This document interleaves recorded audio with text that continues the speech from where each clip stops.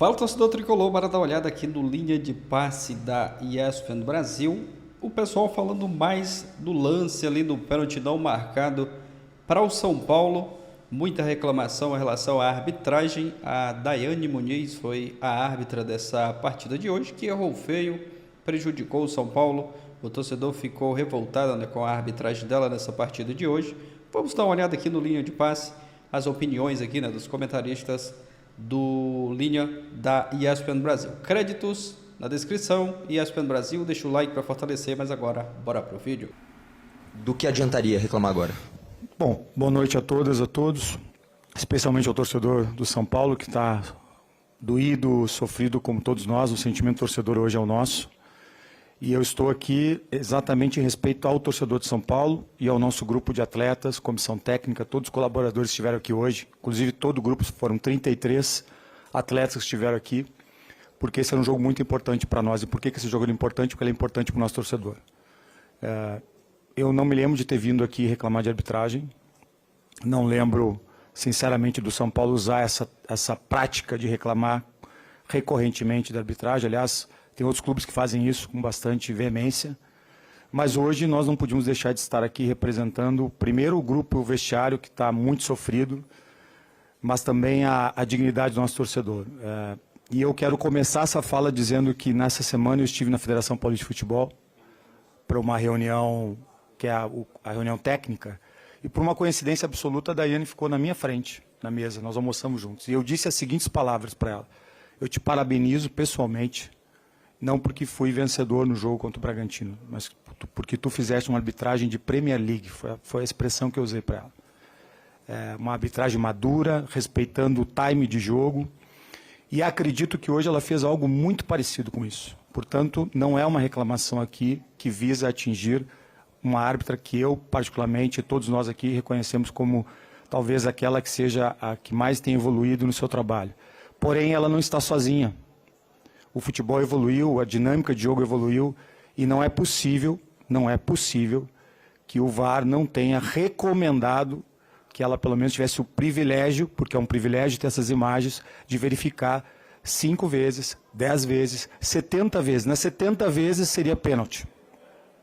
E obviamente num jogo como esse, em que se enfrentam duas equipes absolutamente competentes, o jogo revelou isso, um adversário muito competente, enfrentou um São Paulo que foi muito competente também, sobretudo no segundo tempo. E quando se encontram duas equipes muito fortes, no momento capital, numa decisão de um jogo único, a decisão da arbitragem ela passa a ser absolutamente relevante. Por isso nós estamos aqui hoje, porque não podemos aceitar que um jogo que era tão importante para nós, nós sabíamos que podíamos chegar à final, sabíamos que podíamos disputar esse título e conquistá-lo para o nosso torcedor, a gente não pode fazer disso algo comum e normal. Rui. Bom, então vamos aos lances, vamos lá. O primeiro envolvendo o Gustavo Gomes. Temos aí, que é o que ele diz, que 70 vezes, se visse esse lance 70 vezes seria pênalti. Então, pela 71ª vez, André, é pênalti? Eu acho que é. Tá. E ali eu pensei que ela pudesse ter interpretado que houve toque na perna ou olha a posição dela, tá muito bem posicionada, tá vendo tudo. Não, então, mas não, eu ela pensei falou, que eu vi.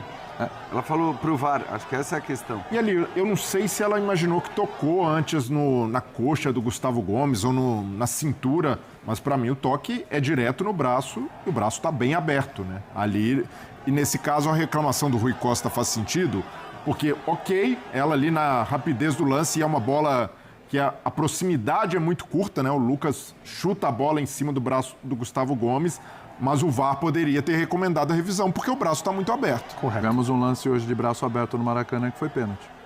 E assim, e nem dá para falar de VAR intervencionista nesse caso, porque ela poderia ir à cabine e dizer claramente, olha, eu entendo que aqui há o lance é muito rápido, a distância é muito curta, e eu interpreto que, ok, mas acho que valeria, no mínimo, ter ido ao monitor revisar. Então, eu sempre gosto de dizer isso para lembrar de como o futebol era quando era mais simples interpretar esse tipo de lance, que eu acho o movimento do Gustavo Gomes natural. Ele é tratado como antinatural no futebol atual, mas ele é natural e não tinha como tirar o braço. tá? Então ele estava no movimento de posicionamento de defesa normal e ele não tinha como tirar o braço. Mas como isso não conta hoje em dia, braço aberto assim, bola bateu, pênalti. Eu assino embaixo que o Birner falou, porque assim, é aquele pênalti. Vocês vão concordar? Que a gente não gosta. Mas eu e o Birner, em geral, a gente concorda. É o Calçade que a gente. Mais rigoroso. A gente discorda, mais rigoroso, que marca mais pênaltis.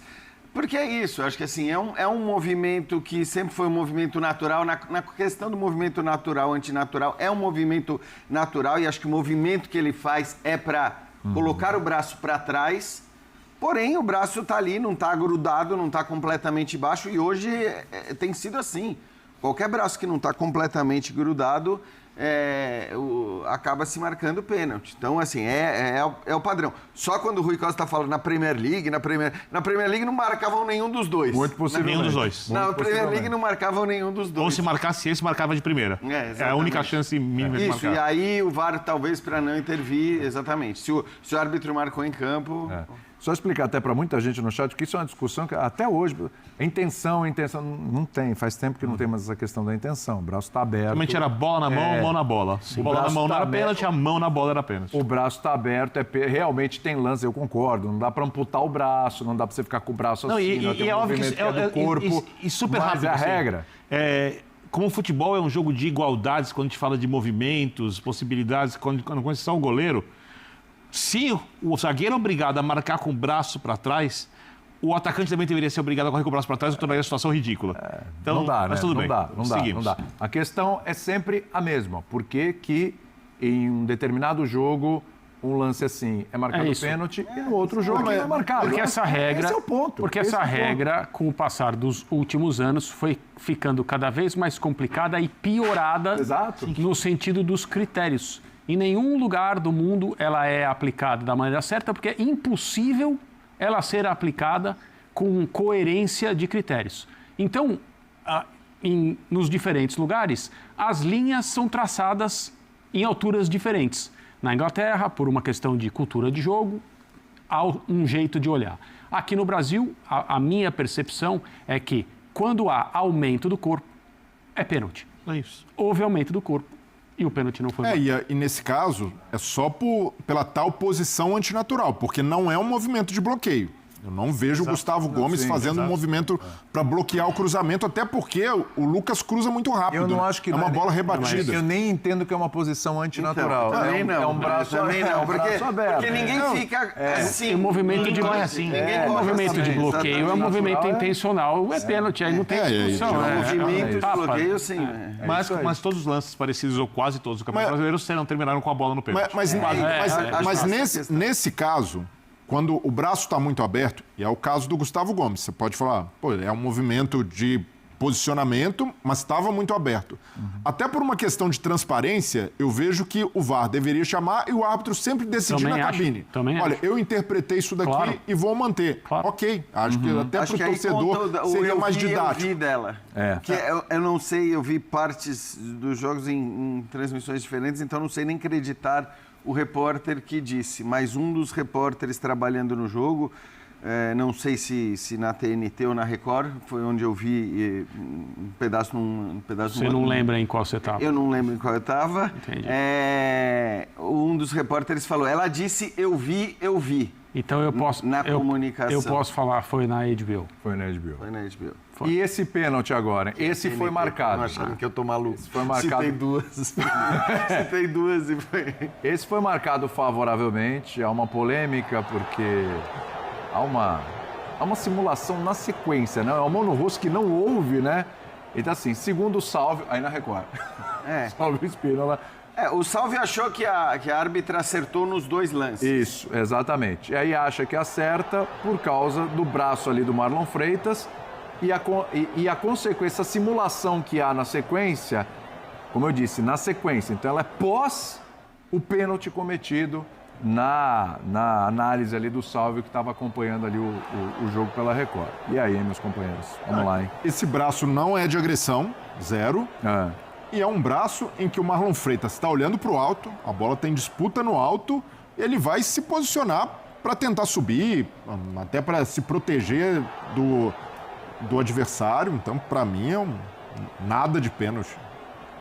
Esse não costuma ser marcado, ao contrário do primeiro que costuma ser marcado, este assim não costuma ser marcado, e acho que talvez o que agrave um pouco a situação é o fato do Bobadilla levar uns 2 segundos para cair. Porque eu até acho que se na hora que o Marlon Freitas encosta o braço no rosto e o Bobadilla cai imediatamente, você vai discutir menos, né? Mas enfim, eu vou só confessar uma coisa para você, William. Diga.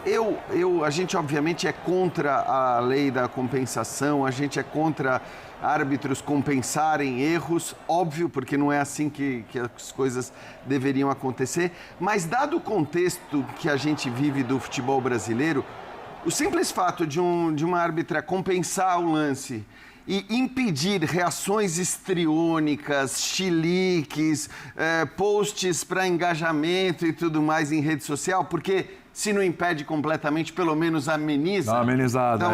Eu já estou dando graças a Deus que tem compensação, porque infelizmente a gente vive hoje com esse tipo de discussão. Barulho. A gente vive do barulho de arbitragem, porque o barulho sobre arbitragem é o que gera mais retorno para muita gente, né? E aí eu estou falando de grana também, né? Então, você falar de arbitragem e você contestar, às vezes o incontestável, como a gente tem visto constantemente, né? Às vezes exageros em reações, tratando lances discutíveis como absurdos absolutos, às vezes contestações sobre o que não há muita contestação, mas tudo isso rende muito. Então, eu acho que no fim das contas, claro que eu estou brincando, não é bom que um árbitro compense, mas no fim das contas, eu acho que quando você tem a compensação, pelo menos um aspecto positivo é que impede boa parte das reações que se tornaram o padrão e a rotina do futebol brasileiro e, sobretudo, da discussão